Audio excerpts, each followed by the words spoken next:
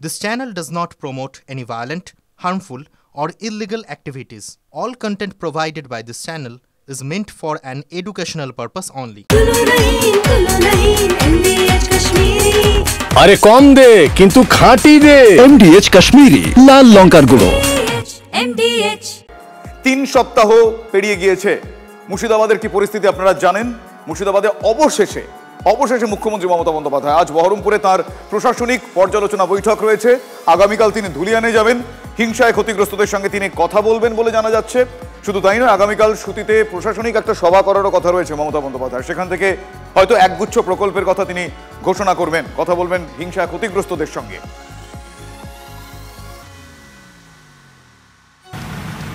मुर्शिदाबाद में मैं पहले जा सकती थी, लेकिन जब तक हमारा कोई चीज़ अगर कुछ हो, स्टेबिलिटी ना आए, पीस मेंटेन ना हो, तब तक हम लोगों को जाके डिस्टर्ब नहीं करना चाहिए।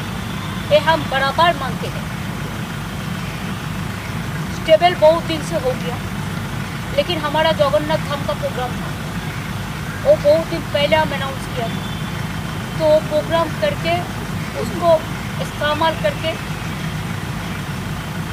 तब मैंने आज जा रहा हूँ। মুর্শিদাবাদ যাওয়ার প্রাক্কালে কি বলেছিলেন মুখ্যমন্ত্রী মমতা বন্দ্যোপাধ্যায় আপনারা শুনলাম। আমার সহকর্মী কৌশিক এই মুহূর্তে আমার সঙ্গে রয়েছেন। কৌশিক, এখনো পর্যন্ত মুখ্যমন্ত্রী মমতা বন্দ্যোপাধ্যায় এই সফর সংক্রান্ত কি কি আপডেট রয়েছে, কি কি তার পরিকল্পনা রয়েছে একটু ডিটেইলে জানবো। দেখো, যে পরিকল্পনা ছিল একটা রিভিউ মিটিং এ কিন্তু তিনি যে সার্কিট হাউসে ঢোকার পরেই কিন্তু 1:20-22 নাগাদ কিন্তু তিনি জেলা শাসকের অফিসের দিকে চলে আসেন এবং সেখানে মুর্শিদাবাদ জেলা রেগুলেটেড মার্কেট কমিটির যে অফিস রয়েছে সেখানে প্রবেশ করেন এবং সেখানে বিভিন্ন জনপ্রতিনিধি, বিধায়ক এবং জনপ্রতিনিধিরা যেমন রয়েছেন সেরকম এইখানে অফিসের যারা আধিকারিক রয়েছেন তারাও রয়েছেন, তাদের সঙ্গে কিন্তু একটি বৈঠক করছেন। ইতিমধ্যেই কিন্তু ভিতরে প্রবেশ করেছেন যে মুর্শিদাবাদ জেলা রেগুলেটেড মার্কেট কমিটি রয়েছে এবং সেখানে তার বৈঠক চলছে। তিনি 1:22 নাগাদ কিন্তু সার্কিট হাউস থেকে বেরিয়ে এসেছিলেন। প্রায় আধ ঘন্টা ধরে কিন্তু সেখানে এখন কিন্তু মিটিং চলছে এবং এরপর তিনি এখান থেকে বেরিয়ে সার্কিট হাউসে যাওয়ার পরিকল্পনা রয়েছে। তবে এখন কি করে সেটা এখন দেখার বিষয় রয়েছে। যেমন আচমকা ভাবে কিন্তু জেলা শাসক অফিসে কিন্তু তিনি এসে পৌঁছেছেন।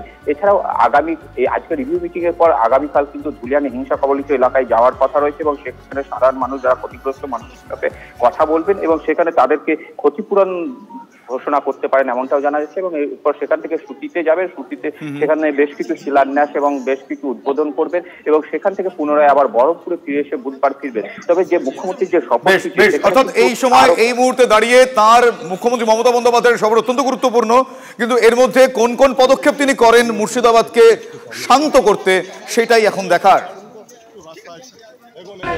অনেক আগেই যাওয়া উচিত ছিল, এত দেরি কেন করলেন? তার মানে উনি যে সংখ্যালঘুদের যে ভোটের যে আশায় বসে আছেন মানে সেই ভোট তো পাচ্ছেনই উনি, এবং সেই জন্য হিন্দুদেরকে অবহেলা করছেন মাননীয় মুখ্যমন্ত্রী, এটা প্রমাণিত। বলছি তো, মমতা ব্যানার্জি আসছে, মমতা ব্যানার্জি দেখাবে এখানে কোনো কিছু হয়নি, সবাই আমার কাছে এসছে। আমি তো বলছি ওদের বাড়িতে শ্রাদ্ধের জন্য আমাদের পার্টির মুসলিম নেতৃত্বকে পাঠিয়েছি। আমি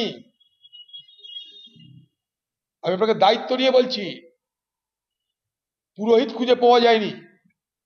আমাদের দলের মুসলিম নেতারা তাদের বাড়িতে গিয়ে ভরসা দিয়ে শ্রাদ্ধ করিয়েছে।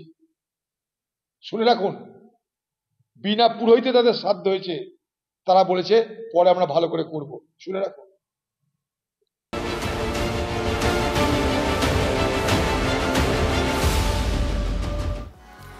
আর মুখ্যমন্ত্রী মমতা বন্দ্যোপাধ্যায়ের সফর সম্পর্কে আপনারা জানলেন, কিন্তু তার আগে খুব গুরুত্বপূর্ণ একটি বিষয় সামনে আসে, সেটা হচ্ছে রাজ্যপালের রিপোর্ট। এই মুর্শিদাবাদকে কেন্দ্র করে সেখানে কড়া শব্দ ব্যবহার করা হয়েছে। কেন্দ্রীয় স্বরাষ্ট্রমন্ত্রীকে যে রিপোর্ট রাজ্যপাল দিয়েছেন, তিনি বলছেন পরিস্থিতি খারাপের দিকে গেলে রাষ্ট্রপতি শাসনের সুপারিশ রয়েছে তার। পূর্ব পরিকল্পিত হামলা এটা, স্থানীয় পুলিশ প্রশাসন ব্যর্থ, এটা উল্লেখ করেছেন রাজ্যপাল সিভি আনন্দ বোস তার এই রিপোর্টে। ধর্মীয় পরিচয় জেনে রাজনৈতিক হিংসা হয়েছে, রাজ্যের শাসন ব্যবস্থা ভেঙে পড়লে হস্তক্ষেপ করুক কেন্দ্র, এই সুপারিশ রাজ্যপালের অর্থাৎ রাজ্যের সাংবিধানিক প্রধানের। এলাকায় স্থায়ীভাবে কেন্দ্রীয় বাহিনী মোতায়েনের সুপারিশ রয়েছে রাজ্যপালের। নিউজরুম থেকে আমাদের সঙ্গে রাজা চট্টোপাধ্যায় আমাদের সহকর্মী প্রতিনিধি আছেন, তার কাছ থেকে একটু বিস্তারিতভাবে জানার চেষ্টা করব। রাজা, খুব গুরুত্বপূর্ণ একটা সময় এই রিপোর্ট সামনে এসেছে, যদিও শাসক দলের তরফ থেকে বলা হচ্ছে যে এটা একেবারে একটা রাজনৈতিক উদ্দেশ্য নিয়ে এই রিপোর্ট সামনে এসেছে, কিন্তু হোয়াট নেক্সট? আর এটা নিয়ে কি সংঘাত হতে পারে নবান্ন আর রাজভবনের মধ্যে আবার? দেখো, সংঘাত তো নতুন করে হওয়ার কিছু নেই, সংঘাত অনেক দিন ধরেই চলছে। কিন্তু আত্রেই এক্ষেত্রে রাজ্যপাল যে 3টে মূল জিনিস বলেছেন, সেই তাতে একটু ফোকাস করলে সুবিধা হয় সবার বুঝতে এবং সবার আলোচনা করতে। 3টে জিনিস উনি মূলত বলেছেন। উনি মূলত বলেছেন যে বাংলাদেশে যে বিদ্রোহটা হয়েছিল এবং যে পরিস্থিতি তৈরি হয়েছিল তার প্রেক্ষিতে তারপরে পশ্চিমবঙ্গ সরকারের কাছে কিন্তু রিপোর্ট ছিল যে পার্শ্ববর্তী যেগুলো জেলা অর্থাৎ বাংলাদেশ সংলগ্ন যে জেলাগুলো সেখানে ইসলামিক র্যাডিক্যালিজম বাড়তে পারে, এটা জেনে শুনেও তারা চুপ করে বসেছিল, ফ্লাউন্ডার করেছে, এই শব্দটা ব্যবহার করেছে। কতগুলো শব্দ খুব ইম্পর্টেন্ট। র্যাডিক্যালিজম শব্দটা ব্যবহার করেছেন উনি রিপোর্টে, যতদূর আমরা জানতে পারছি। মিলিটেন্সি কথাটা ব্যবহার করেছেন। আর একটা অদ্ভুতভাবে উনি একটা বৈপরীত্য দেখিয়েছেন। উনি বলছেন যে এই সরকারই পশ্চিমবঙ্গে আলট্রা লেফট ভায়োলেন্স এখানে সেটাকে শান্ত করতে, পেসিফাই করতে যথেষ্ট সাফল্য দেখিয়েছে। অর্থাৎ এখানে মানে মাওয়িস্টদের যে সশস্ত্র আন্দোলন সেটাকে দমন করতে যে সরকার যথেষ্ট দক্ষতা দেখিয়েছে, এটাও রিপোর্টের একটা পার্টে লেখা আছে, এটা উল্লেখ করতে হবে, সবটাই খারাপ নয়। সেই সরকারই যখন কমিউনাল ভায়োলেন্স হচ্ছে তখন ফ্লাউন্ডার করছে। এটা তার রিপোর্টের একটা দিক। আর একটা দিক তিনি 356 এটা খুব স্পষ্ট করে বলে ছেড়ে দিয়েছেন কিনা এটা এখনো কিন্তু ক্লিয়ার নয়। তিনি বলছেন যদি পরিস্থিতি অবনতির দিকে যায় তাহলে কি কি করা যেতে পারে, কেন্দ্র তার হস্তক্ষেপের অপশন বিবেচনা করতে পারে। রাজা সঙ্গে থাকো। মুখ্যমন্ত্রী মমতা বন্দ্যোপাধ্যায় বেরিয়েছেন, তিনি মুর্শিদাবাদের সফরে তিনি পৌঁছে গিয়েছেন, আপনারা দেখেওছেন। জেলা শাসকের অফিসে এই মুহূর্তে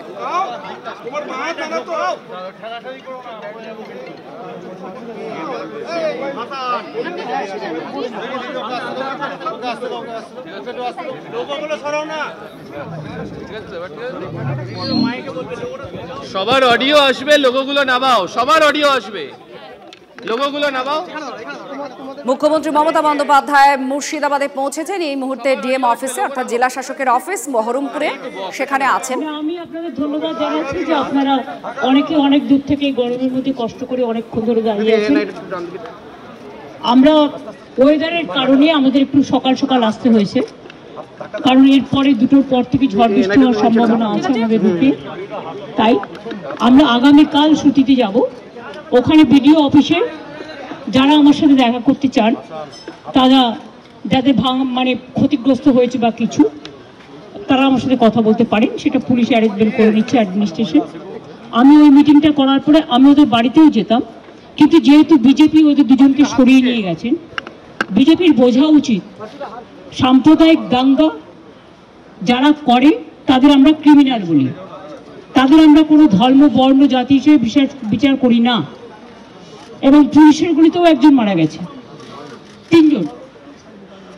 তাছাড়াও আমি কালকে তেহট্টে যে আর্মি মারা গেছেন তার পরিবারকেও ডেকেছি, ছুটিতে আসবে। আমি আপনাদের পরিষ্কার বলছি, সাম্প্রতিক সিচুয়েশন নিয়ে আমি এমএলএদের সকলের, হিন্দু মুসলিম বোথ সাইডের আমি ওপিনিয়ন শুনলাম। আমার সাথে আমার চিফ সেক্রেটারি মনোজ পন্ত ছিলেন, রাজীব ডিজি ছিলেন এবং আমাদের ডিএম ছিলেন, আরও অনেকেই ছিলেন, জেলা পরিষদের সভাধিপতি সহ। আমরা সাম্প্রতিক পরিস্থিতি নিয়ে একটা আলোচনা করলাম। আর এই জেলায় আমি দেখছি বহিরাগত কিছু লোক এসে ধর্মের নামে বিধর্ম কথাবার্তা বলে, আমি কোনো কমিউনিটিকে এর জন্য দোষ দেব না, কয়েকজন ধর্মীয় নেতা সেজেছেন যারা যখনই পালে বাঘ পড়ে, পালে বাঘ না পড়লেও তারা বাঘ বাঘ করে চিৎকার করে রাজনৈতিক ফায়দা নেয় এবং তারাই কিন্তু দাঙ্গা ঘটিয়ে সবচেয়ে আগে পালিয়ে যায়। এই শত্রুদের গৃহশত্রু, মানে যারা জেলার শত্রু, বাংলার শত্রু, আমি কাউকে শত্রু বলে মনে করি না, সবাই আমার মিত্র, কিন্তু দাঙ্গা যারা লাগায় তাদের আমি মিত্র বলে মনে করি না। পরিষ্কার কথা হচ্ছে, মুর্শিদাবাদ জেলার একটা ইতিহাস আছে, সংস্কৃতি আছে। একসময় মুর্শিদাবাদ জেলা আপনারা জানেন বাংলার রাজধানী ছিল। মুর্শিদাবাদ জেলাকে কেন্দ্র করে এবং যে 2টো পার্টে মাত্র 2টো ওয়ার্ডে গন্ডগোল হয়েছে, সেটাও কারা করিয়েছেন প্ল্যান করে, কি করে করিয়েছেন, কিভাবে করিয়েছেন, আমি এই কটা দিন ধরে অনেক ক্রস চেক করেছি, রেকর্ডও করেছি। আপনারা অনেকে Godi media, sorry to say the word, এটা আমি বলি না, সব লোক বলে, যা খাইয়ে দিচ্ছেন আপনারা তাই খাচ্ছেন, কিন্তু সেটাকে বদ হজম হচ্ছে, সেটা হজম হচ্ছে না, এটা কিন্তু মানুষে মানুষে বিভাজন হচ্ছে। দুটি তিনটে লোক আছে যারা এই গন্ডগোল পাকাচ্ছে, তারা নাকি বিরাট বিরাট ধর্ম নেতা, মানে ধর্মের নামে বিধর্মী নেতা, অনেক বড় বড় কথা বলেন। আর আর্থিক উৎস আমার মনে হয় বিজেপির নেতাদের জিজ্ঞেস করবেন, তারাই বলে দেবে। আমি পরিষ্কার বলছি, এর টোটাল সত্য তথ্য। আর কিছুটা আমার বাকি আছে, পেয়ে গেলে প্রেসের সামনে আসবে। কারা করেছে, কিভাবে প্ল্যান করে করেছে।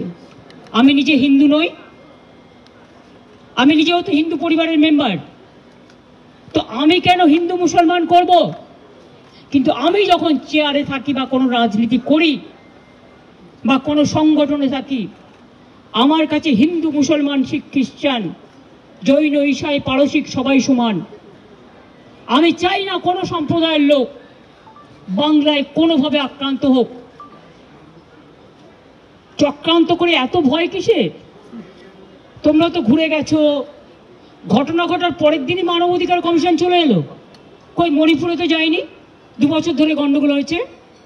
ইউপিতে তো যায়নি, রাজস্থানে তো যায়নি, উড়িষ্যায় তো যায়নি, বিহারে তো যায়নি, দিল্লিতে দাঙ্গায় এত লোক মারা গেছে, একবারও তো যায়নি। হঠাৎ কি হলো? পরের দিনই, ঠিক নোটবন্দির পরের দিন পেটিএম এর অ্যাডভার্টাইজমেন্ট বেড়েছিল, দেখেছেন? যদি আগের থেকে ঠিক না করা থাকতো তাহলে ভোরবেলায় বেরোলো কি করে, রাত 8টায় ডিক্লেয়ার করে। সেই রকম মনে রাখবেন যে একেবারে প্ল্যান করে এই ঘটনা ঘটানো হয়েছে, এবং যারা এই ঘটনায় পরিচিত হয়েছেন, প্রভোক্ট হয়েছেন এবং একটা কমিউনিটি আর একটা কমিউনিটির উপর ঝাঁপিয়েছেন, তাদের আমি বলবো এসব কিন্তু বাংলা সহ্য করবেন না। আমি কারো বিরুদ্ধে নই, কিন্তু আমি দাঙ্গার বিরুদ্ধে, আমি চক্রান্তের বিরুদ্ধে, আমি ষড়যন্ত্রের বিরুদ্ধে। মমতা ব্যানার্জি মাকারি বাড়ি স্কাই ওয়াক করলে তখন কোয়েশ্চেন হয় না? মমতা ব্যানার্জি দক্ষিণেশ্বর মন্দিরে স্কাই ওয়াক করলে তখন কোয়েশ্চেন হয় না? মমতা ব্যানার্জি দুর্গা পুজো করলে তখন কোয়েশ্চেন হয় না? মমতা ব্যানার্জি কালী পুজো করলে তখন কোয়েশ্চেন হয় না? জগন্নাথ ধামটা খুব গায়ে লেগেছে না? বলা হচ্ছে আমি নাকি নিম গাছে চুরি করেছি। আরে আমার বাড়িতে তো 4টে নিম গাছ আছে, কটা দরকার জিজ্ঞেস করুন। আমাদের চুরি করতে হয় না, চুরি বিদ্যা ভয়ঙ্করী যদি যে পরে ধরা। যারা চোর, mother of thieves at south's most, চোরের মায়ের বড় গলা, চোর কি মাই জোরসে বলে। তুমি যদি হিন্দু ধর্মের সমর্থক হও তাহলে তুমি জগন্নাথ ধাম নিয়েও, মমতা ব্যানার্জি নিমকাঠ চুরি করে জগন্নাথ ধাম করেছে, মমতা ব্যানার্জির এই অবস্থা হয়নি। আমাদের মূর্তি তো মার্বেলে ছিল, জগন্নাথ মূর্তি কিনতেও পাওয়া যায়, এটা মাথায় রাখবেন। আমার বাড়িতেও তো আছে, আপনাদের অনেকের বাড়িতেই আছে। ওটা নিয়ে এসছেন দৈত্যপতি, যে জায়গা থেকে বলছে সে জায়গা থেকে নয়, তাকে কাল ডাকা হয়েছিল আমি শুনেছি। তিনি স্ট্রেট বলে দিয়েছেন, না তোমরা যেটা বলছো সেটা নয়, এটা আমি আমার নিজে অন্য জায়গা থেকে করেছি। আমি শুনেছি তাকে আবার কোয়েশ্চেন করা হয়েছে, তুমি কেন পুজো করতে গেছিলে? নোটিফিকেশন দিয়েছে কেউ যাবে না জগন্নাথ ধামে, কোন পুরোহিত। আবার তাকে বলা হচ্ছে কি একটা যেন বলেছে, 3টে পয়েন্ট বলেছে, আমি দেখলাম কোনো একটা মিডিয়াতে। এত গায়ে লাগছে কেন? আমরা তো সবাই পুরীতে যাই, কই আমরা তো এই কোয়েশ্চেন করি না? আমি তো পুরীতে গেলে RSS বিক্ষোভ দেখায়, বিজেপি বিক্ষোভ দেখায়, ভুলে গেছেন? লজ্জা করে না? আর জগন্নাথ ধাম নিয়ে এত হিংসা। যখন আপনাদের আলুর টান পড়ে বাংলা যোগায়, আমি উড়িষ্যাকে ভালোবাসি। যখন আপনাদের সাইক্লোনে ইলেকট্রিসিটি সব ভেঙে যায়, সমস্ত রাস্তার পাইপগুলো ওয়্যারগুলো নষ্ট হয়ে যায়। আপনারা আমাদের ইঞ্জিনিয়ার চান, আমাদেরও সাইক্লোন হয়, তা সত্ত্বেও আমরা কিন্তু পাঠাই। আমাদের বাংলার টুরিস্টরা সবচেয়ে বেশি যায় উড়িষ্যায়, জগন্নাথ দেবের উল্টো রথে বলুন, সোজা রথে বলুন, সারা বছর ধরে। তো আমরা যদি একটা জগন্নাথ ধাম করি, আপনাদের আপত্তির কি আছে? আপনারাও ভালো থাকুন, বাংলাও ভালো থাকুক। আপনারা কেন আমাদের লোকেদের ধরে মারছেন? আমার কাছে খবর এসছে উড়িষ্যায় বাংলায় কথা বললেই তাকে মারা হচ্ছে। মহারাষ্ট্রেও হয়েছে, উত্তরপ্রদেশেও হয়েছে, বিহারেও হয়েছে। আমি শুধু একটা কথা বলবো, আপনারা আমাদের পরিযায়ী শ্রমিকদের উপর বাংলায় কথা বলছি বলে অত্যাচার করছেন, আমরা কিন্তু করব না। এটাই আপনাদের সাথে আমাদের তফাৎ। আমার এখানেও 1.5 কোটি বাইরের লোক আছে, কাজ করে, সব ধর্মের, সব বর্ণের, সব রাজ্যের। মনে রাখবেন, এটা কারো হাতে কাজ তুলে দেবেন না। আমি না করলেও অনেক হিংসুটে লোকের তো অভাব নেই। জেলাসিয়াস লোক হিংসার কোনো ওষুধ আছে? নেই। এরাই কোনো সংগঠনের নামে কাউকে থ্রেট করে চলে আসবে, আমি তার দায়িত্ব নেব কেন? আমি পরিষ্কার বলে দিচ্ছি, আমরা চাই না কারোর সাথে কোনো ভুল বোঝাবুঝি হোক। আমি তাই উড়িষ্যা গভর্নমেন্টকে, বিহার গভর্নমেন্টকে, রাজস্থান গভর্নমেন্টকে এবং আমার চিফ সেক্রেটারি আজকে চিঠি পাঠাচ্ছেন হোম সেক্রেটারিকেও। ডিজি অলরেডি উড়িষ্যার ডিজির সাথে সম্ভবত কথা বলেছেন। আপনাদের সুমতি হোক, শুভবুদ্ধি হোক। প্লিজ মনে রাখবেন, কোকিলের কুহু কুহু ডাক্তার শুনতে পাচ্ছেন তো, এটা ন্যাচারাল।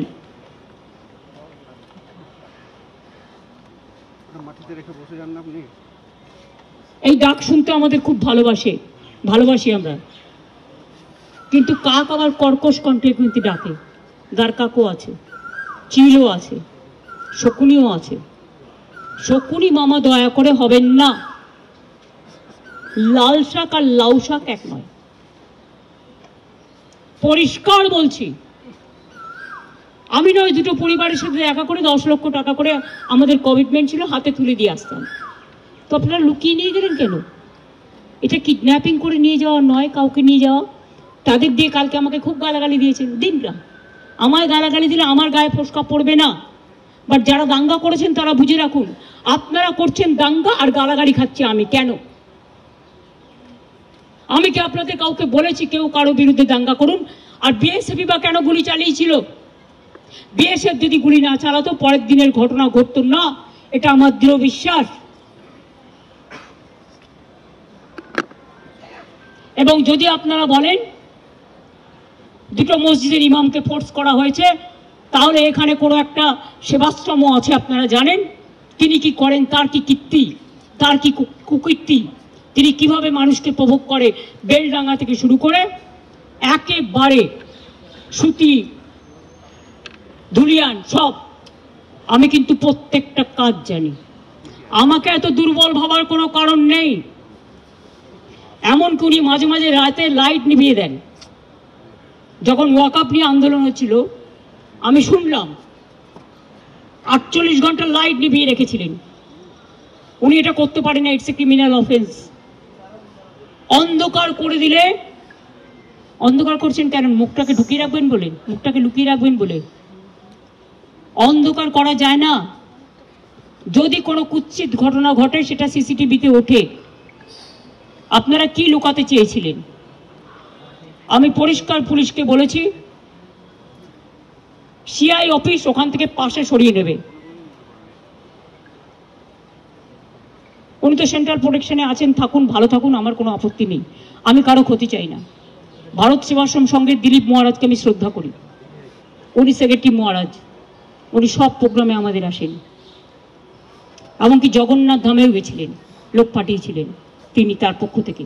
তিনি যেতে পারেননি, শরীরটা খারাপ ছিল, মা কালী মন্দিরে এসেছিলেন। আমি যখন গঙ্গাসাগরে যাই, গঙ্গাসাগরের ভারত সেবাশ্রম সংঘ আমাদের খুব সাহায্য করে। আমি প্রতিবার সেখানে যাই। কিন্তু এখানের ব্যাপারটা একটু আলাদা। এখানে গদ্য পদ্য সদ্য অনেক কাহিনী আছে, সেই কাহিনীগুলো আমি প্রেসকে বলবো, আমি বলবো না, আপনারা খুঁজে বের করুন। যদি সত্যি হয় আমি সব মেনে নেব, আর যদি অসত্য হয় তাহলে please don't forget you are also playing a crucial role, and especially you are the media. You are not the BJP purchased media or any political party purchased media.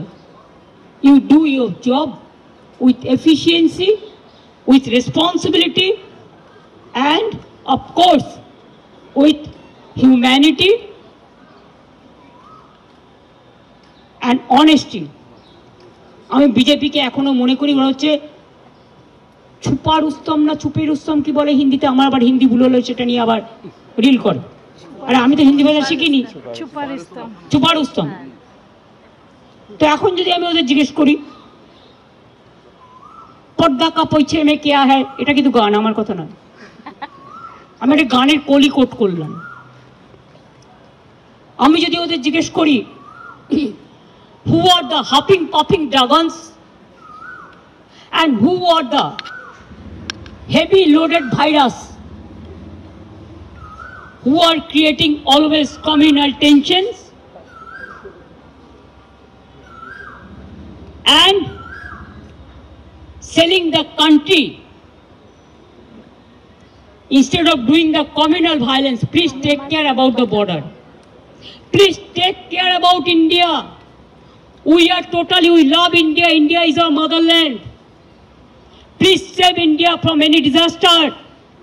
Please give justice to the people who have lost their dear ones. Don't play dirty politics or nasty politics. I am the last person to tolerate all this nasty and dirty politics. I have seen so many things in my life. I have seen 10-12 Prime Minister. I worked with them. As an MP, I have seen them from the front. But I have not seen, I'm not talking about Prime Minister, but who is now acting Prime Minister. Sorry, may I repeat? Who is acting Prime Minister of this country? I don't know. Somebody told me there are some students. So may I ask you, who are? BJP can reply that question. I will tell him, take care for border. Instead of taking care for communal rights and trying to create nuisance or there are so many words, or koto bolbo. Try to be honest, sincere and responsible and reasonable. When you are in the chair, you cannot divide the people. This may be your one food may be digestible to one, but it may not be digestible to another. এটা স্বামী বিবেকানন্দকে coat করে বললাম, আর কিছু আমার বলার নেই। শান্তি থাক, সম্প্রীতি থাক, সংগতি থাক। আমি এসেছিলাম ওদের সাথে দেখা করতে, কিন্তু আমার কোনো দোষ নেই, কারণ আমি যেতেও চেয়েছিলাম ওদের বাড়ি, কিন্তু তাদের লুকিয়ে নিয়ে যাওয়া হয়েছে কেন? কোশ্চেনটা আমার থাকবে। তার মানে ডালমে কি কুছ কালা হ্যাঁ?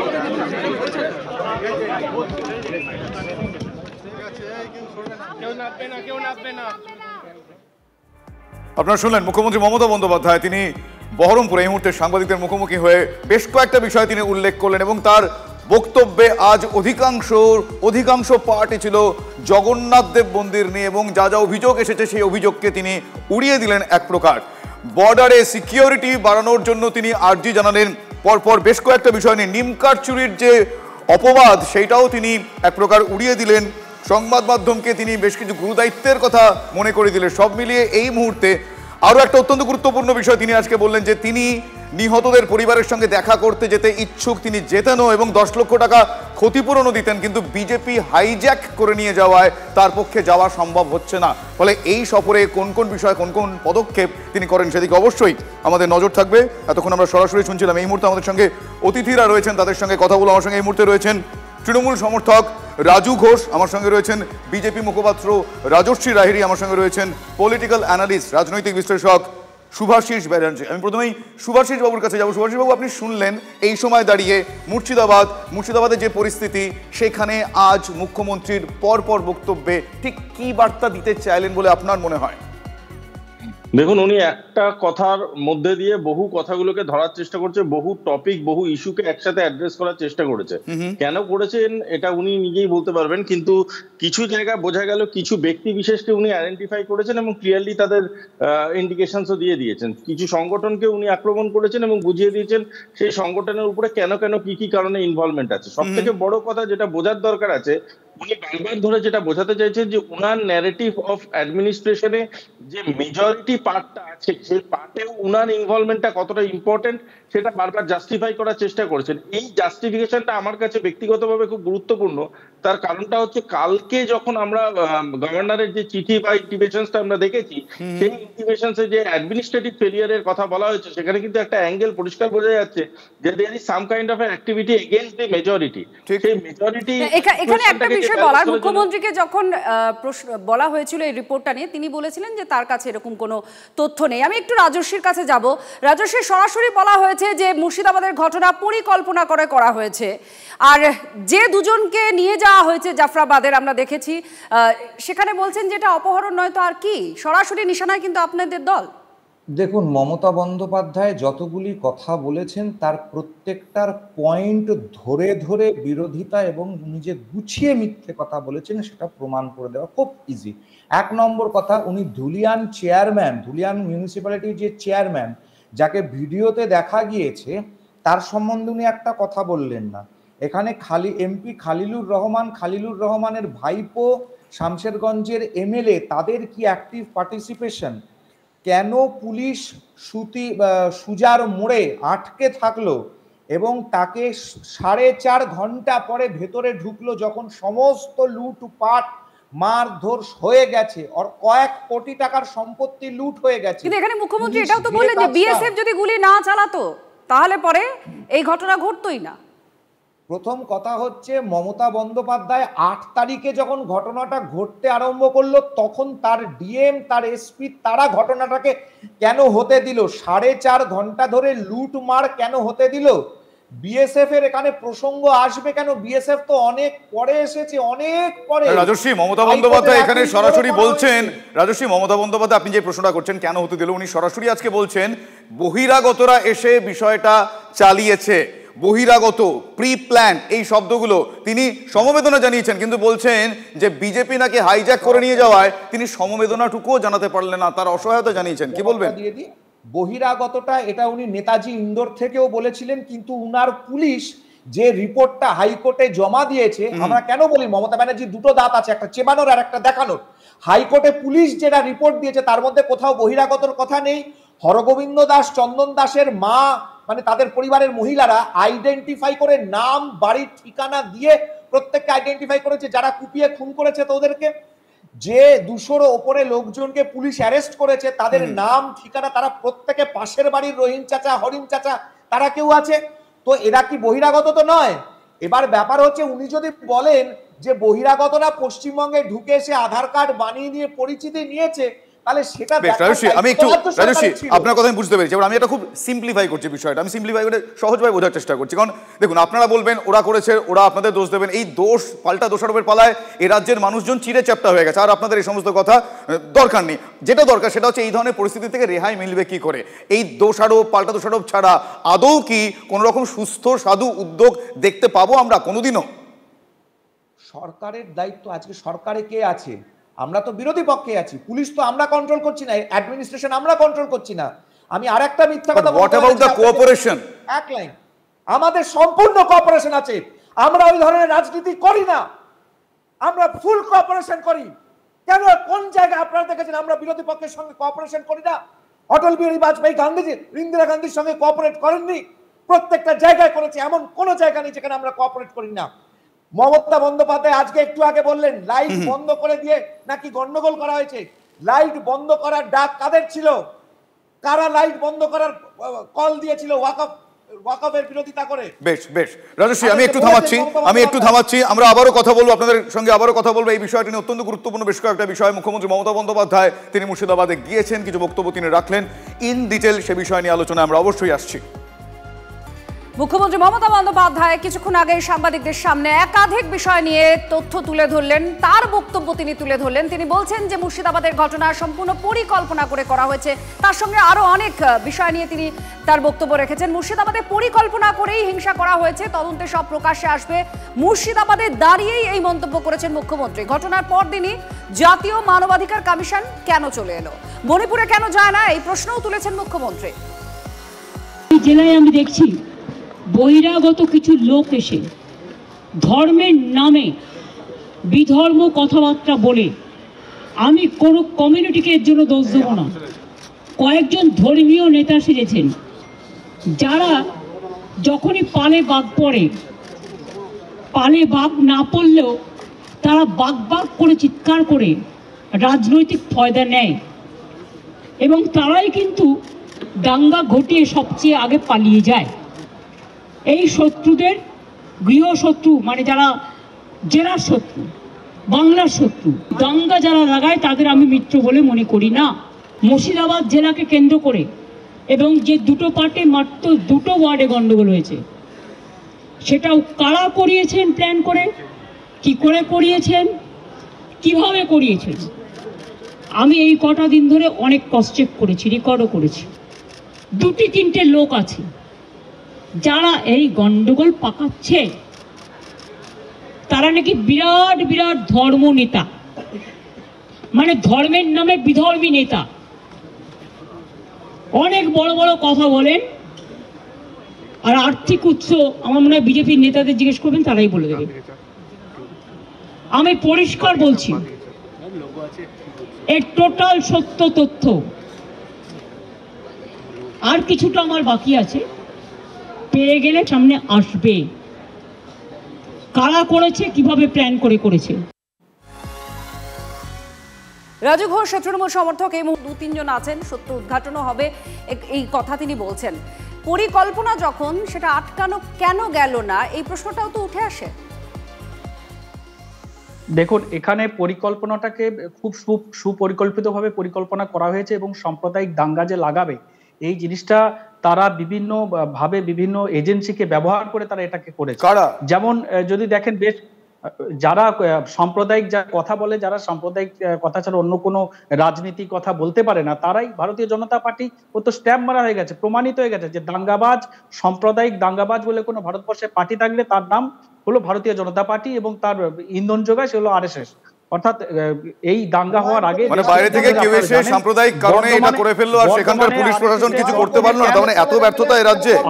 রাজু বাবু, না না না, পুলিশ কিছু করতে পারলো না কেন? পুলিশও কি পরিকল্পিতভাবে কিছু করলো না? রাজু বাবু, পুলিশ কি পরিকল্পিতভাবে কিছু করলো না? পুলিশও করতে পারলো না কিছু? সবই খবর আপনারা পাচ্ছেন আগে থেকে, জানা থাকে। পুলিশের ভূমিকা এরকম কেন? ভয় পেল? পুলিশ যতটা সম্ভব সেটাকে আটকিয়েছে, যতটা পেরেছে ড্যামেজ করেছে। কিন্তু এখানে দেখা যাচ্ছে যে বাংলাদেশ থেকে কর্তব্যে গাফিলতির অভিযোগে সাসপেন্ড করা হয়েছে, সেটা কেন? নিশ্চয়ই তাদের যা কর্তব্য ছিল সেটা করা হয়নি। বলছি গাফিলতি তো আছে। আমি বলছি যে সবথেকে বড় যেটা, সবথেকে বড় যারা দাঙ্গা লাগালো কারা? বাংলাদেশ থেকে এসে এই দেশে দাঙ্গা লাগিয়ে বাংলাদেশ ফেরত গেল। কার সেটা গাফিলতি? বিএসএফ এর গাফিলতি, সেটা সেন্ট্রাল এজেন্সির গাফিলতি। কেন বিএসএফ সেই উগ্রপন্থী গুলো, সেই হাঙ্গাবাদ গুলো রাজনীতির ঊর্ধ্বে উঠে, রাজু বাবু একটা আমার একটা কাতর আরতি আপনাদের কাছে, রাজনীতির ঊর্ধ্বে উঠে কাইন্ডলি এই ধরনের এই হিংসা পরিস্থিতিগুলো বেরোনোর জন্য আদৌ কোনো পথ আসার আলো আপনারা নিজেরা দেখেন বা দেখাতে পারবেন? প্লিজ এইটা বলুন, কে কি করলো না, অনেক শুনেছি, আর ভালো লাগছে না। কোনদিন শুনেছেন একটা জায়গায় কোনো বক্তব্যে শুনেছেন হিংসা করছে তৃণমূল কংগ্রেস? কারা সাম্প্রদায়িক কথা বলে? ভারতীয় জনতা পার্টি, শুভেন্দু অধিকারীরা বলে। এখানে তো বিজেপি স্ট্যাম্প মারা প্রমাণিত, সেটা প্রমাণ হয়ে গেছে। এবং শুভেন্দু অধিকারীর কথা আজকাল চলছে না বলে আজকে রাজ্যপালকে আবারও অভিযোগ, পাল্টা অভিযোগ। আপনি আমার প্রশ্নের উত্তর দিলেন না, আমি আবার প্রশ্ন করব। কিছু বক্তব্য আছে, একটু শোনাই আপনাদের। শামশেরগঞ্জে হিংসার ঘটনা, তারপর থেকে বাড়ি থেকে পালিয়েছিল অনেকেই আতঙ্কে। এরপরে পুলিশ প্রশাসন পাল্লালপুর থেকে অনেককে ফেরালেও বাড়ি ফেরার পর কিন্তু আবার পুনরায় বাড়ি ছেড়ে চলে যায়। এই রকমই বাড়ি এখনও কিন্তু রয়েছে জাফরাবাদে। সেখানে কিন্তু এখনও কোনো পরিবারের লোকজন নেই। একদিনের জন্য বাড়ি ফেরার পর তারা আবার পুনরায় সেখান থেকে পালিয়ে যায়, কারণ এখনও আতঙ্ক রয়েছে তাদের মনের মধ্যে, এখনও ঘর ছাড়া রয়েছে এই রকম বহু পরিবার। এই যে ঘটনা হওয়ার পর থেকে আপনার আসা যাওয়া করছে, আসছে একবার যাচ্ছে, এরকম করছে, বাড়িতে থাকতে পারছে না ভয়ে।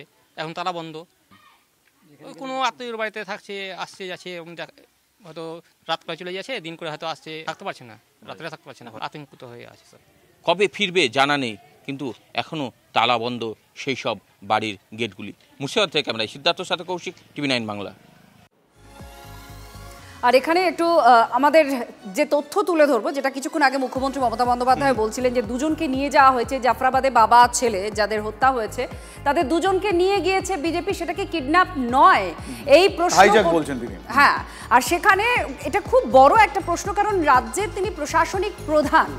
জাফরাবাদে যখন এরকম একটা পরিস্থিতি তৈরি হয়েছে, দুজন চলে গিয়েছেন, তাদের নিজেদের বাড়িটাকে সুরক্ষিত মনে করেননি, তারা চলে গিয়েছেন একটা সেফ হাউসে এবং বিজেপির দিকে নিশানা করছেন মুখ্যমন্ত্রী মমতা বন্দ্যোপাধ্যায়। তাদের দুজনকে নিয়ে যাওয়া হয়েছে। রাজস্বী, কেন আপনারা নিয়ে গেলেন দুজনকে? মুখ্যমন্ত্রী তো বলছেন যে আপনারা হাইজ্যাক করেছেন, কিডন্যাপ করে নেওয়া নয় কি? এই প্রশ্নটাও তো তিনি করছেন। প্রথম কথা হচ্ছে তারা দুজন তারা কলকাতায় এসেছেন, তারা মামলা করতে হাইকোর্টে। তা আপনাদের সঙ্গে কেন? সেটা সাধারণত আইনজীবীর সঙ্গে কথা বলে তার কারণ বিরোধী দলনেতা তার পাশে দাঁড়িয়েছেন, তার কারণে কালকে পুলিশ এসেছিল, পুলিশ এসে সল্টলেকের বাড়িতে হামলা করেছে, তাদেরকে অ্যারেস্ট করে নিয়ে গেছিল।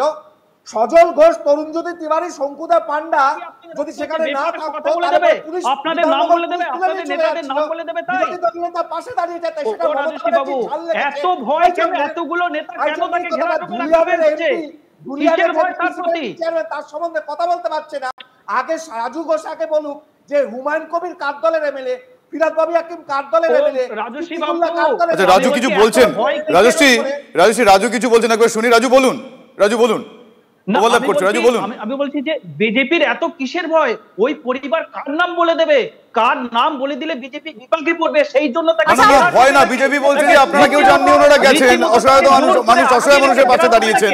এবার মমতা বন্দ্যোপাধ্যায় মুখ্যমন্ত্রী কি বলেছেন ঠিক এই বিষয়টা নিয়ে, এই দুজন যে চলে গিয়েছেন বা নিয়ে যাওয়া হয়েছে বলে তিনি অভিযোগ করছেন, কি বলছেন শুনুন। পরিষ্কার বলছি, আমি নয় দুটো পরিবারের সাথে দেখা করে 10 লক্ষ টাকা করে আমাদের কমিটমেন্ট ছিল, হাতে তুলে দিয়ে আসতাম। তো আপনারা লুকিয়ে নিয়ে গেলেন কেন? এটা কিডন্যাপিং করে নিয়ে যাওয়া নয়, কাউকে নিয়ে যাওয়া। তাদের দিয়ে কালকে আমাকে খুব গালাগালি দিয়েছেন, দিনরা আমায় গালাগালি দিলে আমার গায়ে ফোসকা পড়বে না, বাট যারা দাঙ্গা করেছেন তারা বুঝে রাখুন, আপনারা করছেন দাঙ্গা আর গালাগালি খাচ্ছি আমি। কেন? আমি কি আপনাদের কাউকে বলেছি কেউ কারো বিরুদ্ধে দাঙ্গা করুন? রাজশ্রী, আপনারা দুজনেই শুনলেন, আরো একবার শুনলেন, নিশ্চয়ই আগেও শুনেছিলেন। তো এক্ষেত্রে কি বলবেন যে এরকম একটা ঘটনা ঘটেছে, অসহায়তার শিকার যারা, তাদের কি এরকম টানাটানি চলবে? রাজু প্লিজ আপনি বলুন। তারপরে বিজেপি ভয় পেয়ে গেছে, বিজেপি ভয় পেয়েছে, কারণ ভয়টা কিসের আমি এটাই বুঝতে পারছি না। ভয়টা কিসের অন্ততপক্ষে আমাকে বুঝিয়ে বলুন। না কারা দাঙ্গা লাগিয়েছে? বিজেপি দাঙ্গা বাদ দিন, এই শব্দটা বাদ দিন। আপনি বলুন যে ভয়টা কিসের, সেটা প্লিজ বলার চেষ্টা করুন। মানুষের সঙ্গে মানুষের লড়াই, কাণ্ডটা জানে, নামগুলো জানে, মুখ চেনা হয়ে গেছে তাদের। বাই চান্স নাম বলে দিলে এদের সর্বনাশ হয়ে যাবে। তাই ওই পরিবারের প্রতি অ্যাটাক করে তাদেরকে আটকে রেখে কিডন্যাপের মতো এক গাদা নেতাকে তাকে ঘেরাটোপের মধ্যে রেখে দিয়ে তাকে জোর করে লিখে তাকে দিয়ে মামলা করেছে পুলিশের বিরুদ্ধে। আচ্ছা রাজশ্রী, সেরকমটা কি? হরগোবিন্দ দাসের স্ত্রী এবং ছেলের বউ এই ঘটনা ঘটার পরে তারা ঝাড়খণ্ডে চলে যান তাদের আত্মীয়র বাড়িতে থাকতে, এবং সেখান থেকে তারা যখন এফআইআরটি যারা পুলিশে কমপ্লেন করেন সেখানে কাদের কাদের নাম আছে সেটা বোধহয় রাজুদা দেখেনি। ওই এফআইআর এর কপিটা, কমপ্লেন কপিটা, ওটা রাজুদাকে দেখিয়ে দিন। ওটা দেখেছেন আপনি? আমি জিজ্ঞেস করি, শুনতে পাচ্ছেন? রাজুবাবু দেখেছেন? এক এক করে বলুন, ওভারল্যাপ করছে, বুঝতে পারছি না। ভোট করায় ওই মুড়ি জল বাতাসা খেয়ে যারা সারাদিন ভোট করে, হুমায়ুন কবির বলেছিল ওই তাদের নামগুলো লেখা আছে, ওই পাশের বাড়ি, তাদেরই পাশের বাড়ির লোকেদের নাম আছে, যেটা রাজু ঘোষেদের কাছে ঝাল লেগেছে। এখানে তো রাজশ্রী এখানে মুখ্যমন্ত্রী মমতা বন্দ্যোপাধ্যায় আরো কিছু কথা বলেছেন। আপনারা মণিপুরে কেন অ্যাক্টিভ নন? আপনারা বিহারে যখন ঘটনা ঘটে তখন কেন যান না? বা অন্য রাজ্যে যখন এই ধরনের ঘটনা সামনে এসেছে কেন সেখানে অ্যাক্টিভ নয়? এই প্রশ্ন তো তুলেছেন মুখ্যমন্ত্রী। কে বলেছে মণিপুরে যাওয়া হয়নি? অমিত শাহ মণিপুরে গিয়ে পড়ে থাকেনি? উনি স্বরাষ্ট্রমন্ত্রী। মণিপুরের জিনিস আমরা উনি স্বরাষ্ট্রমন্ত্রী, উনি স্বরাষ্ট্রমন্ত্রী রাজর্ষি, উনি স্বরাষ্ট্রমন্ত্রী। এবং বারবার আপনাদের বিরোধী অক্ষের রাজনীতিকরা এই প্রশ্ন করেছেন যে মণিপুর নিয়ে কেন চুপ, কেন সংসদে কিছু বলা হয়নি দীর্ঘ সময়, এই প্রশ্ন তারা তুলেছেন। আরে মণিপুর, গুজরাট, উত্তরপ্রদেশ, মধ্যপ্রদেশ মণিপুরের ঘটনা আজকে মণিপুরে কি হয়েছে বলুন তো? আজকে মণিপুরে কি হয়েছে? হিন্দু মেতেই সম্প্রদায়কে কুকিরা পিটিয়ে পিটিয়ে মেরেছে। কাদের জন্য হয়েছে এটা? কাদের জন্য হয়েছে? আপনাদেরই তো সরকার ছিল সেই সময়। হিন্দুদেরকে আরে বাবা, কেন্দ্রে আপনারা রাজ্যতে আপনারা এই যে মমতা ব্যানার্জি যখন সরকারে তৃণমূলকে করবে না, মণিপুরের জন্য কারা তৃণমূল কংগ্রেস দায়ী? বিভিন্ন জায়গা থেকে ও রাজশ্রী বাবু, মণিপুরের জন্য আপনারা কি সিলেক্টিভ এই রাজশ্রী কি বলছেন? রাজু কিছু জিজ্ঞেস করছে বোধহয়। রাজু ঘোষের কি কথা শুনবো? না আমি বলছি মণিপুরে তো ডবল ইঞ্জিন সরকার, রাজ্যের চ্যানেলে দাঁড়িয়ে বলা হয়েছে মমতা ব্যানার্জি পাকিস্তানের বন্ধু। আগে রাজু ঘোষ তার জন্য সরকার নয়, এটা মণিপুরে একটা বিজেপি সরকার। ঘোষ লিখেছে পাকিস্তান এমবাসিতে একটা কমপ্লেইন করা হয়েছে। পাকিস্তানের মন্ত্রী বলছে আমরা আরো একটা এই প্রসঙ্গে আরো একটা খবর দেব আর আলোচনাতেও আসবো। আরো একটা খবর দেব আর আলোচনায় আসবো, সেটা হচ্ছে এই জাফরাবাদের ঘটনায়। জাফরাবাদের ঘটনায় যে দুজনকে তুলে নিয়ে গিয়েছে বিজেপি, এই অভিযোগ উঠে আসছে। সেখানে পুলিশি অত্যাচারের অভিযোগ তুলে হাইকোর্টে জাফরাবাদের নিহতদের পরিবার। সল্টলেকের সেফ হাউসেও পুলিশের হানা, দরজা ভেঙে ঘরে ঢোকার অভিযোগ, বিধাননগর পুলিশের অতি সক্রিয়তার অভিযোগ। হাইকোর্টের দ্বারস্থ হয়েছে পরিবার। মামলার অনুমতিও দিয়েছেন বিচারপতি তীর্থঙ্কর ঘোষ।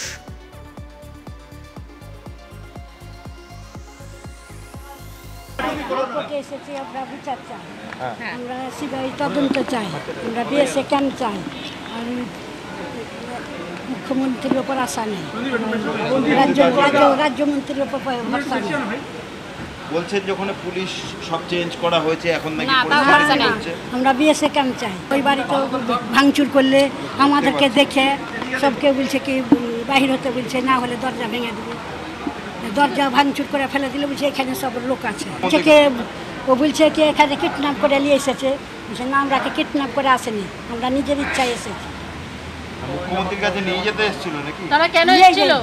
নিয়ে যেতে এসেছিল, না হলে ও ভাঙচুর করে ফেলবে কেন? জোর করে মনে হয় নিয়ে এই তো তুলে। ভয় রয়েছেন, আতঙ্কে রয়েছেন? এখন তো ভয় এদের কাছে আছে, এখন তো ভয় নেই।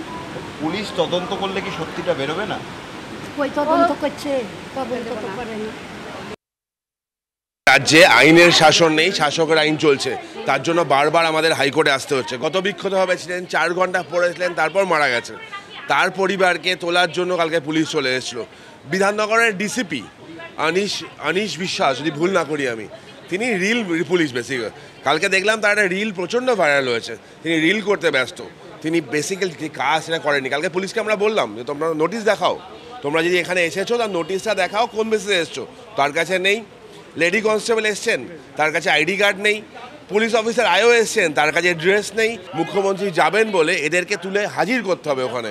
পুলিশ কিডন্যাপারের মতো কাজ করছিল, পুলিশ কিডন্যাপ করতে এসেছিল। মেয়র ফিরহাদ হাকিম নির্দেশ দিয়েছিলেন, কলকাতা পুরসভা সেই মতো কাজেও নেমে গিয়েছিল, কিন্তু কলকাতা পুরসভা এক প্রকার ধাক্কাই খেলো হাইকোর্টে। তার কারণ কলকাতায় রুফটপ রেস্তোরাঁ ভাঙার ক্ষেত্রে কলকাতা হাইকোর্ট স্থগিতাদেশ দিল। পার্ক স্ট্রিটের রুফটপ রেস্তোরাঁ ভাঙার আগামী বৃহস্পতিবার পর্যন্ত অন্তর্বর্তী স্থগিতাদেশ দেওয়া হয়েছে বলে জানা যাচ্ছে। আমার সহকর্মী শ্রাবন্তী শাহ এই মুহূর্তে আমার সঙ্গে রয়েছেন। শ্রাবন্তী, কি জানানো হলো হাইকোর্টের তরফ থেকে? শুভজিৎ, প্রথমেই বলি যে বিচারপতি গৌরাঙ্গ কান্ত তিনি বলছেন যে অন্যত্র অগ্নিকাণ্ড হলেই রুফটপ ভেঙে দিতে হবে অন্য হোটেলের, এটা কীরকম হলো? একই সঙ্গে পুরসভা অবশ্যই পদক্ষেপ নিতে পারে, কিন্তু তার বদলে এরকমভাবে হঠাৎ করে রাতারাতি রুফটপ বন্ধ করে দেওয়া যেতে পারে না। তার জন্যই অন্তর্বর্তী স্থগিতাদেশ। যারা আইনজীবী ছিলেন তারা এই অবস্থার মধ্যে কীরকমভাবে গেছিলেন, কি হলো ভিতরে, আমরা তারা জানতে চাইব। এজলাসে আপনারা বলছিলেন যে আপনাদের সমস্ত লাইসেন্স আছে, হঠাৎ করে এরকম একটা সিদ্ধান্ত। দেখুন, আজকের যে চ্যালেঞ্জটা সেটা হচ্ছে এই 24 ঘন্টার মধ্যে এরকমভাবে যে ডেমোলিশনটা করা হলো সেটাই মূলত চ্যালেঞ্জ করা হয়েছে। এবার কর্পোরেশন অ্যাক্টে 401-এর নোটিশ দেওয়া হয়েছিল, যেটা স্টপ ওয়ার্ক নোটিশ। সেটাতে ডেমোলিশন হয় না, তার একটা পদ্ধতি আছে। সেকশন 400-এর একটা স্টপ ওয়ার্কের পদ্ধতি আছে, সেখানেও 14 দিনের সময় পাওয়া যায়। কাজেই আমাদের আজকের চ্যালেঞ্জটা মূলত হচ্ছে এই ভাঙচুর যেভাবে হলো সেইটার বিরুদ্ধে। এটা তো অনেক পুরনো একটা রেস্তোরাঁ, এতদিন পর্যন্ত পুরসভার নজরে পড়লো না। পুরনো শুধু নয়, এই রুফটপটা কলকাতা শহরে রুফটপ রেস্টুরেন্ট এখন খুবই প্রচলিত এবং সব লাইসেন্স নিয়েই, আপনার ট্রেড লাইসেন্স আছে, ফায়ার সেফটি লাইসেন্স আছে এবং সবাই জানে, এটা তো কেউ লুকিয়ে চুরিয়ে কিছু করছে না। কিন্তু ধরা যাক যে যদি ধরা যাক ইল্লিগালও হলো, তাহলেও তো রাতারাতি এরমভাবে ডেমোলিশন করা যায় না। একটা নোটিশ দিতে হয় এবং তারপর এই ধরনের সিদ্ধান্ত নেওয়া যায়, এমনটাই আইনজীবীদের বক্তব্য ছিল শুভজিৎ। তার জন্য এই অন্তর্বর্তী স্থগিতাদেশ পুরসভা আজকে তৈরি হয়ে আসেনি, পুরসভার বিশেষ কিছু ইনস্ট্রাকশনের দরকার ছিল, আর ঠিক সেই ইনস্ট্রাকশন পেয়ে তারপর ফের বৃহস্পতিবার আসতে নির্দেশ দেওয়া হয়েছে এই রেস্তোরাঁর মালিকদের। শুভজিৎ, আর এই মুহূর্তে বড় আপডেট আপনারা শুনলেন যে বিচারপতি ঠিক কি বলেছেন, কারণ অন্তর্বর্তী স্থগিতাদেশ দেওয়ার পেছনে অন্যতম কারণ যে এইভাবে সব রুফটপ রেস্তোরাঁ ভেঙে ফেলা যায় না, একটা নোটিশের প্রয়োজনীয়তা থাকে। আর যারা এই রুফটপ রেস্তোরাঁ চালাচ্ছেন তাদের অনেকেরই অনুমতিও রয়েছে, সেক্ষেত্রে কি করণীয়? আজ এজলাসে কলকাতা পুরসভার আইনজীবী তারা প্রিপেয়ার হয়ে আসেননি বলে আমরা যে খবরটা পেলাম। অবশ্যই স্থগিতাদেশের পরবর্তী যে শুনানি রয়েছে সেখানে ঠিক কি কি উঠে আসে দেখব। একদম। বিজেপি নেতা সজল ঘোষ এই মুহূর্তে আমাদের সঙ্গে রয়েছেন, তার সঙ্গে কথা বলবো। সজল বাবু, এই মুহূর্তে যে ধাক্কা খেলো কলকাতা পুরসভা, সেটাকে আপনারা কিভাবে দেখছেন, কি বলবেন? ধাক্কা খাওয়ারই ছিল। কি ভেবেছিলেন একটা লোক রীতিমতন ট্রেড লাইসেন্স নিয়ে, ফায়ার লাইসেন্স নিয়ে, একটা লোক সমস্ত রকম ফুড লাইসেন্স নিয়ে, সমস্ত কিছু নিয়ে একটা লোক ব্যবসা করছে, মুখ্যমন্ত্রীর মনে হলো হঠাৎ যে ছাদে করা যাবে না, ওনার কথাটাই আইন হয়ে গেল। আইন তো উনি নন, এ তো জমিদারি প্রথা নয়, এ তো রাজ্যে তো কোনো তুগলকের মোহাম্মদ বিন তুগলকের রাজত্ব নয়। উনি নিজেকে মোহাম্মদ বিন তুগলক ভাবতেই পারেন, আসলে তো মোহাম্মদ বিন তুগলকের রাজত্ব নয়, তো খুব ন্যাচারালি ধাক্কা খাবেই, তাই খেয়েছে, এটা খাবারই ছিল। বেশ, ধন্যবাদ সজল বাবু। এই রাজ্য থেকে পাকিস্তানিদের বের করার দাবি জোরদার, তাদের সেই দাবি। শহর থেকে জেলায় ডিএম অফিস অভিযান করলো বিজেপি। রায়গঞ্জে ধুন্ধুমার কাণ্ড, পুলিশের সঙ্গে ধস্তাধস্তি বিজেপি কর্মীদের। আলিপুর, আসানসোল থেকে বাঁকুড়া, দিকে দিকে জেলা শাসক অফিসের সামনে গেরুয়া কর্মীদের বিক্ষোভ। আপনাদের আলাদা আলাদা 4টি ভিজুয়ালস এই মুহূর্তে দেখাচ্ছি। কলকাতা, আসানসোল, পরপর আপনারা দেখছেন 4টি ভিজুয়াল। বাঁকুড়া, রায়গঞ্জ, ধুন্ধুমার কাণ্ড, পুলিশের সঙ্গে বিজেপি কর্মী সমর্থকদের ধস্তাধস্তি, বচসা। এ রাজ্যের বিভিন্ন প্রান্তে পাকিস্তানিরা ঘাপটি মেরে রয়েছে, এটা তাদের বয়ান। তারা এভাবেই বলছেন, রাজ্য থেকে পাকিস্তানিদের বের করে দেওয়ার দাবি জানিয়ে শহর থেকে জেলায় ডিএম অফিস অভিযান বিজেপির। আর এই অভিযানকে কেন্দ্র করে পরিস্থিতি অনেক ক্ষেত্রে হাতের বাইরে চলে যায়, সেই ছবি দেখলে আপনারা বুঝতে পারবেন। কলকাতা, আসানসোল, বাঁকুড়া, রায়গঞ্জ, 4টি আলাদা আলাদা ভিজুয়ালস আপনাদের দেখাচ্ছি। পুলিশের সঙ্গে ধস্তাধস্তি বিজেপি কর্মী সমর্থকদের। পাকিস্তানিরা ডকুমেন্টস ছাড়া এবং ডকুমেন্টস নিয়ে যারা বসে রয়েছে, যাদেরকে বলা হয়েছে দেশ ছেড়ে চলে যাওয়ার জন্য, তারা এখনো যায়নি। এই মমতা ব্যানার্জির সরকার মুসলিম তোষণকারী সরকার, পাকিস্তান তোষণকারী সরকার, তারা কোনো অ্যাকশন নিচ্ছে না। এটা আজকে দেশের সিকিউরিটির বিষয় এবং আমরা চাই প্রশাসন, পুলিশ ইমিডিয়েটলি নড়ে চড়ে বসে এই যারা পাকিস্তানের ন্যাশনাল তাদেরকে বের করা হোক। পশ্চিমবঙ্গের সমস্ত কটি জেলা শাসকের কাছে ভারতীয় জনতা পার্টি ডেপুটেশন দিচ্ছে যে সমস্ত অবৈধ নাগরিক যারা, মানে পাকিস্তানের ভিসা নিয়ে এখানে চলে এসেছে, এখানকার মানুষকে বিয়ে করেছে, তারপর বছরের পর বছর রয়ে গেছে, যারা জঙ্গিদেরকে নিয়মিত যোগাযোগ রাখছে, জঙ্গিদের প্যাসেজ করে দিচ্ছে, সেই সমস্ত মানুষকে খুঁজে বার করে পাকিস্তানে যাতে ফেরত পাঠানো হয়, সেই প্রক্রিয়া। মিছিল আটকে দেওয়া হলো, তাতে কোনো অসুবিধা কি? আমরা তো ডিএমের কাছে যাবই। এবং তৃণমূলের নেতারা যে বিভিন্ন সময় যেরকম বয়ান দিয়েছেন, তার ফলে জঙ্গিদের মদত দেওয়া হয়েছে।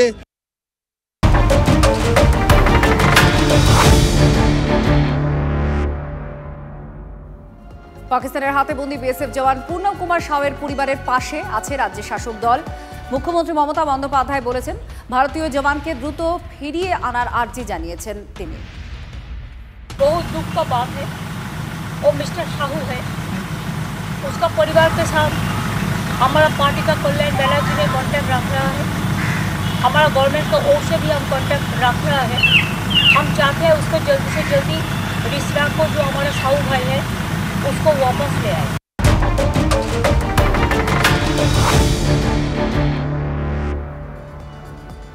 উজ্জয়িনীর মহাকালেশ্বর মন্দিরে শঙ্খদ্বারে ভয়াবহ আগুন লেগে গিয়েছে। প্রায় 1 কিলোমিটার দূর থেকেও সেই আগুনের কালো ধোঁয়া দেখতে পাওয়া যাচ্ছে। আপনাদের ছবি দেখাবো, দেখুন সেই ছবি। 1 কিলোমিটার দূরত্ব থেকেও স্পষ্ট কালো ধোঁয়া। পরিস্থিতি নিয়ন্ত্রণে দ্রুত ঘটনাস্থলে পৌঁছয়ে প্রাথমিকভাবে দমকলের 3টি ইঞ্জিন, প্রয়োজনে ইঞ্জিনের সংখ্যা বাড়ানো হতে পারে। অগ্নিকাণ্ডে হতাহতের এখনো পর্যন্ত কোনো খবর নেই। ক্লোজ সার্কিট ক্যামেরার কন্ট্রোল রুমে থাকা ব্যাটারি, সেই ব্যাটারিতে শর্ট সার্কিট হয়ে যায়, সেখান থেকে আগুন লাগে। প্রাথমিক অনুমান এটা তদন্তকারীদের। দমকল কর্মীরাও তাই মনে করছেন। এই মুহূর্তে সেই ছবি দেখছেন আপনারা।